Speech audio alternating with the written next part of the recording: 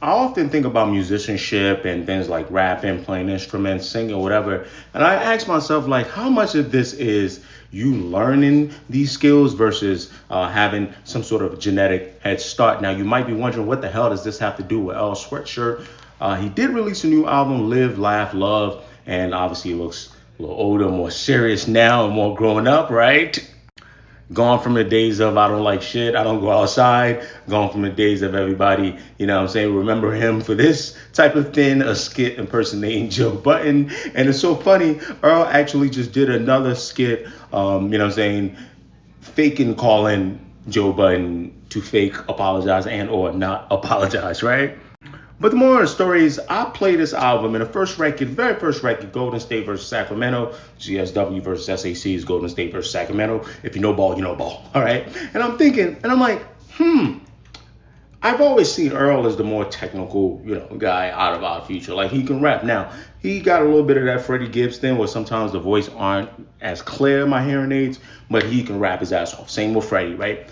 And I'm listening, I'm like, this sounds gifted, right? And I don't want to rob Earl Sweatshirt here of his learning of this kind of skill, right? I mean, even I think Andre G from over there at Rolling Stone asked him, like, yo, how have you gotten so good at encapsulating so much into one bar? And he says, out of necessity, trying to express some of the intangibles, right? He knows that attention spans are dwindling, right? I get that. And I saw my guy, Red Velvet Poppy, you know what I'm saying? Said, Earl Sweatshirt has really mastered writing from just a technical standpoint. Not a single syllable is wasted. And I was like, you guys are in my mind.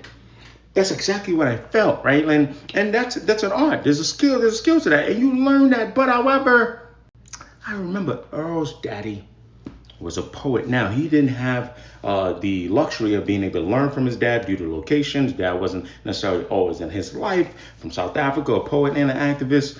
Or being a little more on the I like to call it one-liner activist. They'll say one thing that's so profound, like what he said, what I'm saying, like about the Israelites lying, like, what I'm saying, like, and I was like, damn, how much of this is, since you have that genetic coding, it makes you more willing to learn, right? Like, how much of it is it shepherd versus engineer?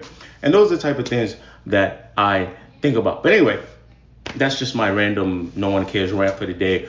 New Earl album out, Live, Laugh, Love. A lot of good music out today, a lot of new music. Ghostface, Earl, we talk about Offset. You know what I'm saying? Those are just the albums. Now we got records coming out. So really, really, really looking forward to do deep dives. I'm not sure if I'll do full reviews on all of them, but I'll go based on what y'all want.